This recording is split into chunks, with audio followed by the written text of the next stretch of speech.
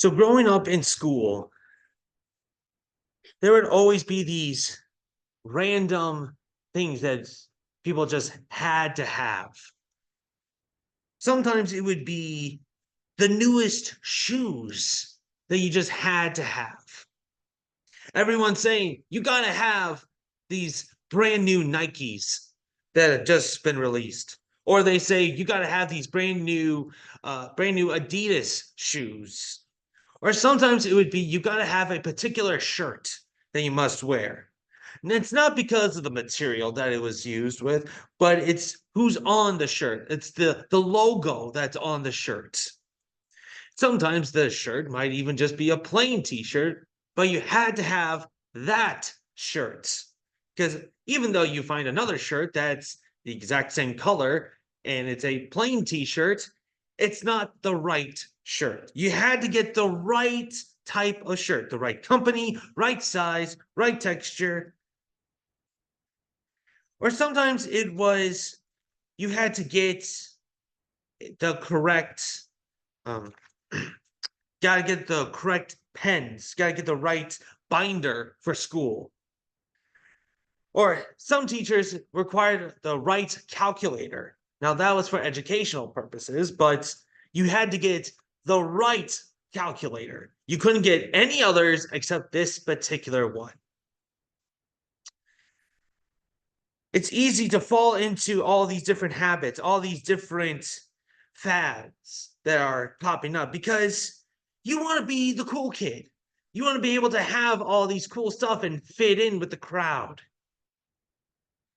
And sometimes when you finally saved up all your money and you get this fun item and you go to school one day with it, and then all of a sudden you realize, oh, this is over. The trend is now done. They're moving on to something else. It's like, man, I worked so hard for that. You want to fit in and it just doesn't work. Now, there have been times where the trends might not exactly be a binder or shoes. It might be some things that are, well, illegal. There might be some trends where people are doing certain things that are not abiding to the law. And friends, even though I went to Christian schools my entire life, that didn't mean there were students who were doing such things. I even remember there were some kids that even offered me some medication, quote unquote medication, that could help me stay up and study longer. They even said, Tim, this, if you just take one pill, that's like drinking 12 cups of coffee. It's like, I'm good with Mountain Dew. Thank you. There might be some tendencies, some things that people would offer that are against what scripture says. It's easy to wanting to be the cool kid. You want to be popular. You want to fit in. It's always so difficult to go the right path, even though you know it's the right path. It's also a very lonely path. And today we're going to be looking at a man, and a few men actually, who decided to go down that narrow path, the unpopular path, but it was a path that follows God. We are starting a brand new series today in the book of Daniel. We're only going to be looking at the first half of the book of Daniel. I know this is a brand new thing we haven't done in the last few months since we've been looking at Nehemiah for so long, but now we're getting to a brand new study in the book of Daniel, and there's a lot of fun studies in here. You probably remember hearing some of these when you were a child in Sunday school, such as Daniel in the lion's den, or Shadrach, Meshach, and Abednego in the fiery furnace. We're going to be looking at that in this series. And don't worry, it's not going to be another 3-month series. It's going to be just a 6-week series. And just a little bit of a background on this book. The author is, well, Daniel, the guy who wrote it. Well, it's the guy who wrote it. It's his name as the book. And this takes place in the 6th century BC, and particularly in 605 BC. See, the beginning of this book is it's the beginning of the first siege on Jerusalem, where Babylon has come to attack Jerusalem, and this is the first siege. And we are actually in the first deportation of the Israelites. There's actually 3 deportations that we see before the Israelites finally leave Jerusalem. So as we study Nehemiah, that was the return to Jerusalem. That was people coming back from exile to the city of Jerusalem. But it's in Daniel, people are leaving Jerusalem. They're now going to be in exile. So this is before the 70 years in exile. And so again, in this first chapter, this is before the start of the 70 years. Even though Babylon is attacking Jerusalem, they're coming into Jerusalem, they're destroying various things. We even see the beginning of this book that Babylon takes various articles of the temple of God back to Babylon, but the 70 years has not officially started yet. Now, the prophet, we see more details about this with the prophet Jeremiah, particularly in Jeremiah 29, that when Daniel was in Babylon, he received a letter from the prophet Jeremiah. This is in Jeremiah 29. And in there, Jeremiah is telling the people, telling the Israelites to raise families, build houses, plant gardens, because you guys are going to be there for quite some time. You'll be there for 70 years. All right. So you're not coming back anytime soon. So raise your family, eat the food that's there, but don't be deceived by their teachings. Don't be deceived by the teachings of Babylon. It's all right. So that's a little bit of a background on the book of Daniel. So now getting into the text itself, we'll take a look at the first 7 verses. This is our first point here, where we see where Daniel is taken to Babylon.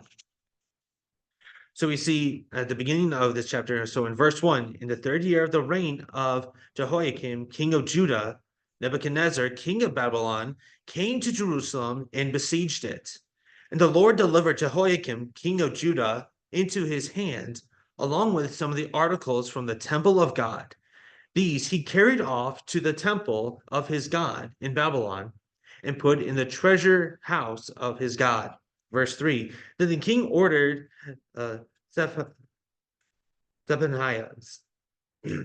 Ashpenaz, sorry, unique, weird Babylonian names, chief of his court officials, to bring in some of the Israelites from the royal family and the noble family, or nobility, young men without any physical defect, handsome, showing attribute of every kind of learning, well informed, quick to understand, and qualified to serve the king's palace. He was to teach them the language and literature of the Babylonians. The king assigned them a daily amount of food and wine from the king's table.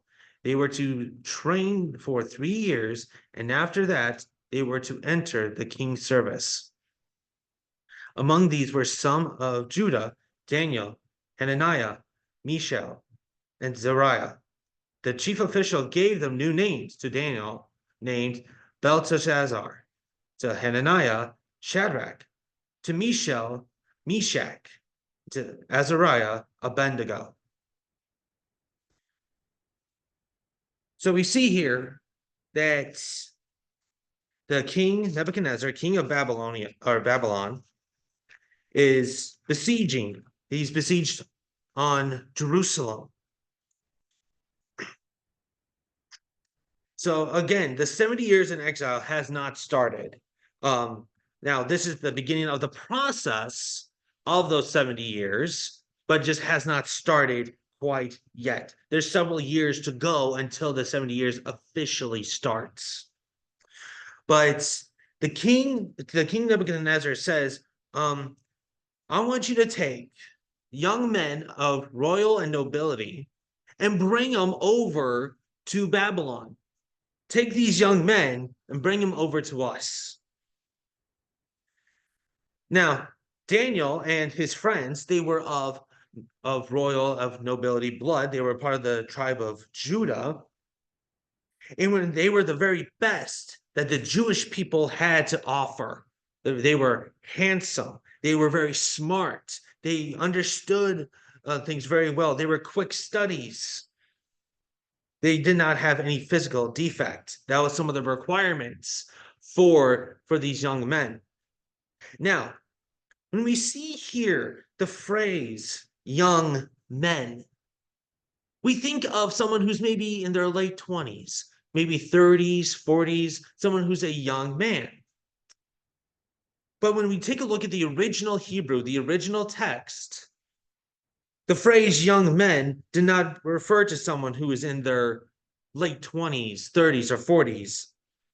It was actually referring to boys, to children.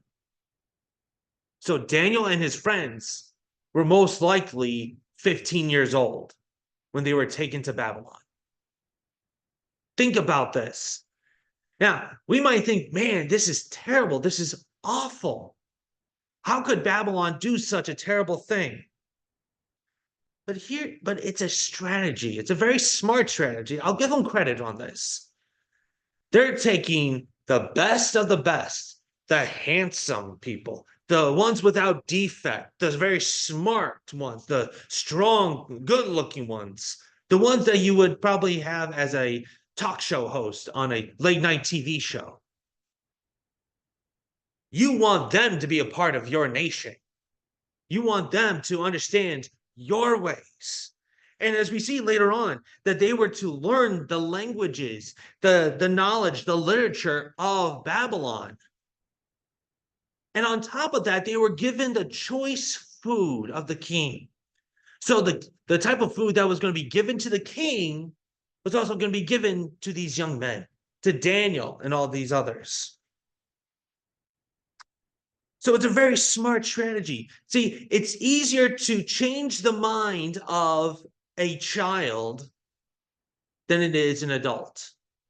A child can be influenced to go a different way. And with a child, they see, oh, I'm not being beaten. I'm not being starved. I'm not being thrown into a dark jail. I'm given the choice food, the same food given to the king, I'm getting. In fact, I'm not thrown into prison. I'm given a bed. I'm given a room. I'm given clothes. They're even spending time to lecture me, to teach me. They must really like me. I'm sure I can trust them. That's the strategy that the Babylonians had. They wanted to deceive these young men. And one of the key elements here, it was not just the food or the teaching, or to say that they were the best of the best, so they wanted them on their side, but it was the fact that they were given new names. So how do you change someone's mind? How you change someone's attitude? You strip them of their name. The name that they had in the past is no more. They're given a new name, a Babylonian name.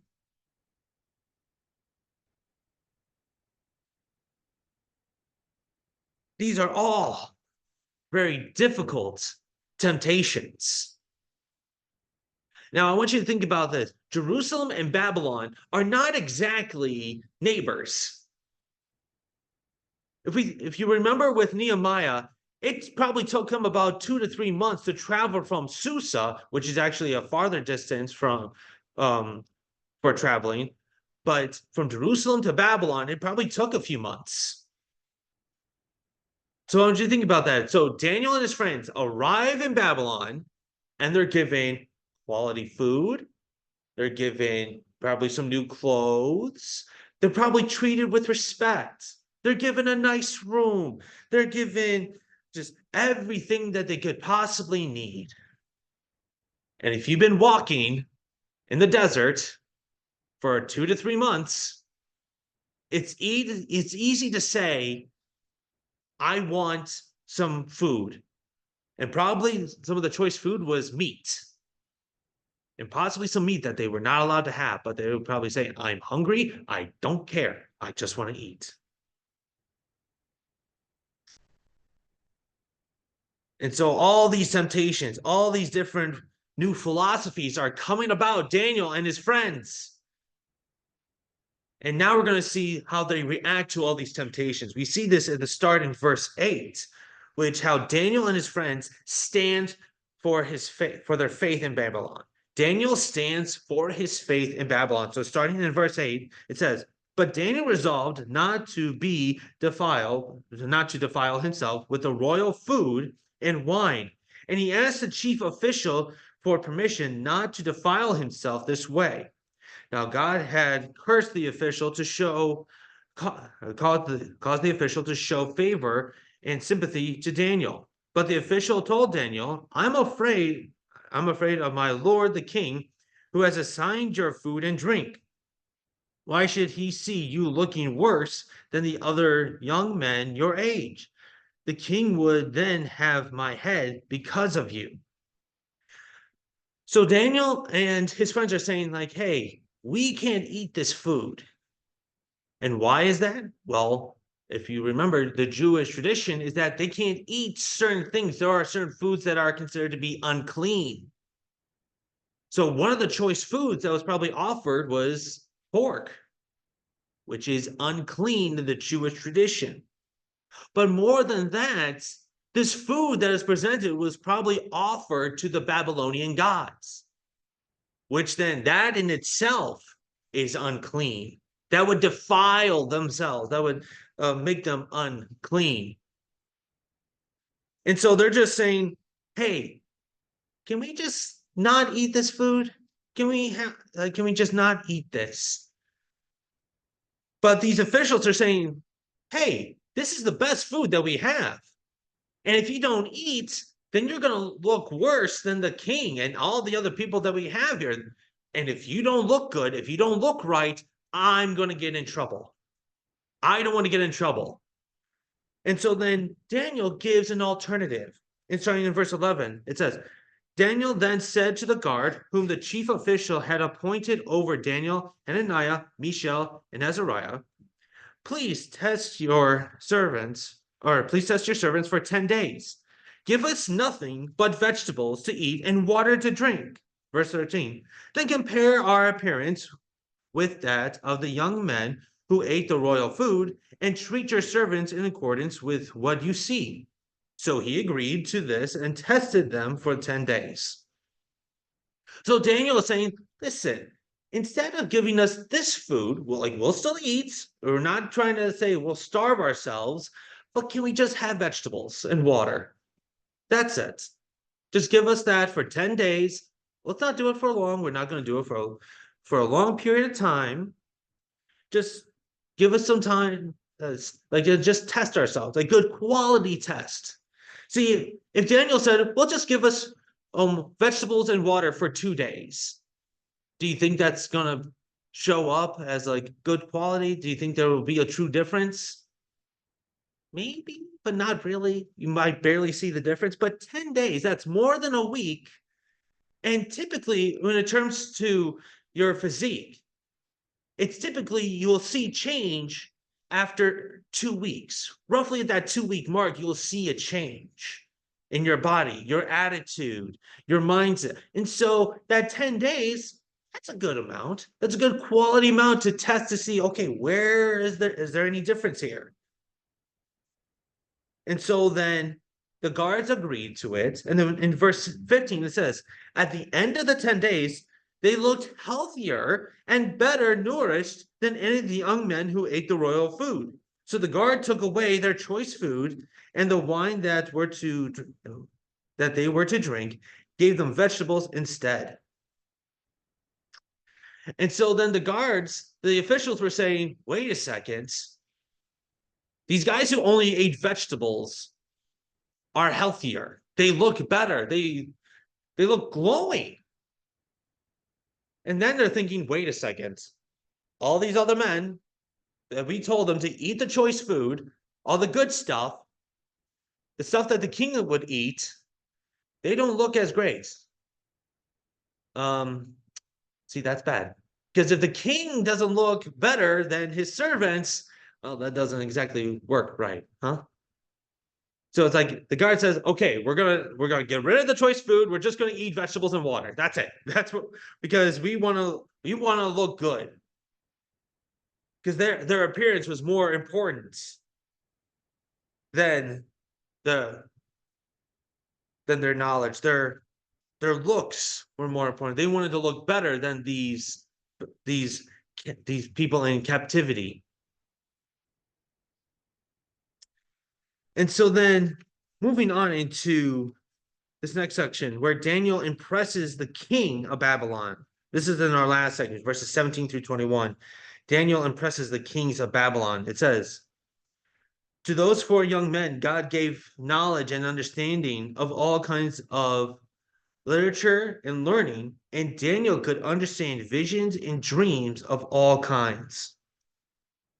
At the end of that time set by the king to bring them in, the chief official presented them to Nebuchadnezzar. The king talked with them, and he found none equal to Daniel, Hananiah, Mishael, and Azariah. So he entered the king's service, verse 20, in every matter of wisdom and understanding about which the king questioned them, he found them 10 times better than all the magicians and enchanters in his whole kingdom. And Daniel remained there until the first year of King Cyrus. So God gave Daniel and his friends special gifts. The ability to they gave knowledge and understanding of all kinds of literature and learning. But then for Daniel, just for Daniel, he gave him understanding of visions and dreams. And so at the appropriate time, after this time where they were to learn and study all these different items of Babylon, they were then presented to the king. And they impressed the king. Probably everyone came in giving like different ideas, different things that they can help the king improve his reign. But with Daniel and his friends, he said, these guys are different. In fact, he even says that they are 10 times better than all the magicians and enchanters in his whole kingdom.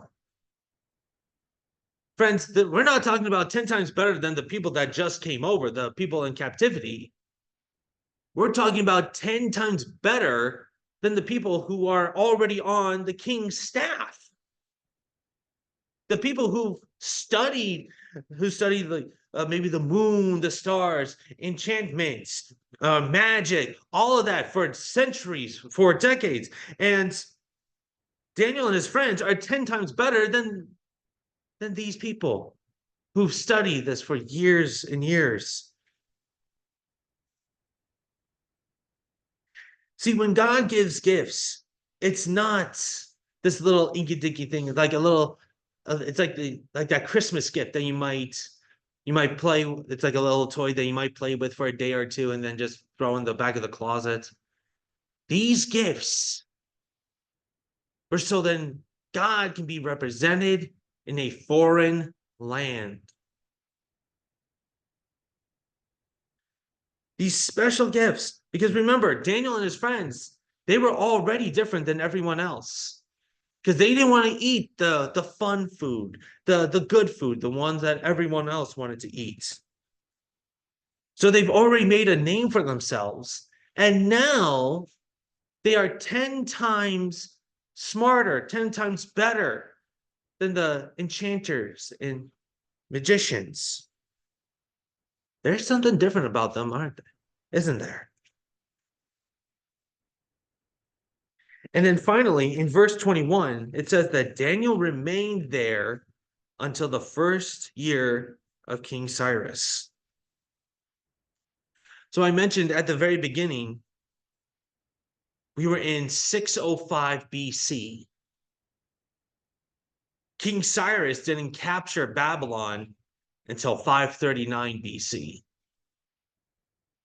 So if you're already doing the math in your head, this is not exactly going to occur for a few years. In fact, it's closer to 70 years. So again, remember, Daniel and his friends were probably 15 years old when they got captured by Babylon. And we see here that Daniel remained at Babylon until the first year of King Cyrus. So it's most likely that Daniel was in his 80s during that time.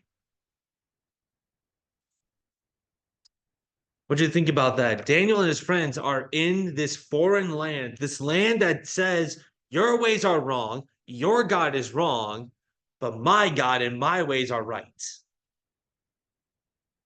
Think about that. For decades, Daniel and his friends had to go through that, where they were literally surrounded by hatred. Which actually goes into our application here today. There's three things that we see. First one is stand with God when you are surrounded by false teachings.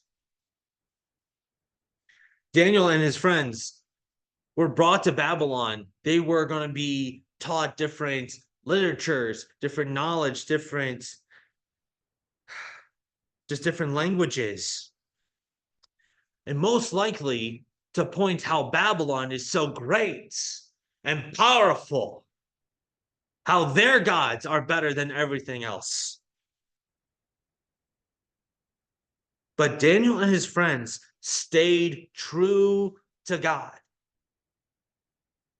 When they were literally surrounded by people who were saying, you're wrong, we're right, follow us and not your ways. Abandon your childish ways. Grow up. Start thinking like an adult. Think like Babylon. But they said, no, we're sticking with God. And with that, we also see stand with God when you are surrounded by temptation. Friends, how many temptations do you think these boys, these children had to go through? Now, we only see the food situation here.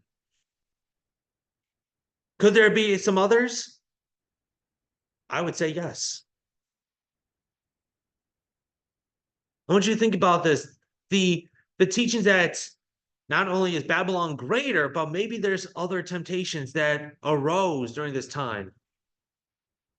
If we reflect back to Genesis with Joseph, how he came to Egypt, what was one temptation that he had to endure? Potiphar's wife. Now, Joseph did say no. He said no to that temptation. I wouldn't be surprised if a very similar temptation happened with Daniel and his friends.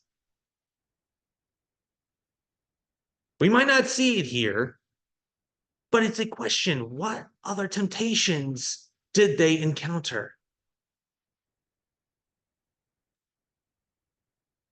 And besides, one of the qualities here is that they were supposed to be handsome. So they were to be the good-looking ones. So do you think they probably wanted to pair a handsome young man with a beautiful young woman? A Babylonian woman? Something that has crossed my mind as I've been looking at this chapter. What other temptations, what other things did they go through other than the food? And then finally, we see stand with God when you are surrounded by self-glory.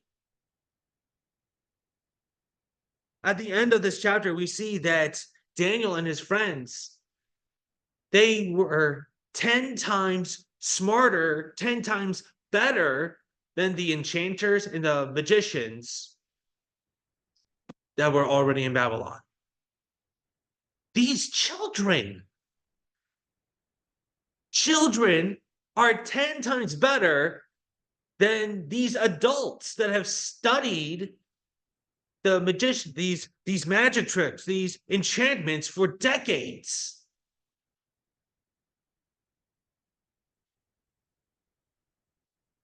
But friends, I don't think that they said, oh yes, I'm the one who deserves this glory.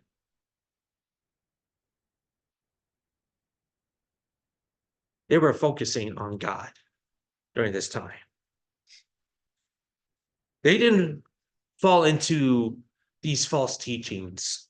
They didn't give into temptations. They didn't focus on self-glory. They only focused on God. Friends, when you are surrounded, do not let go of God. Let us pray.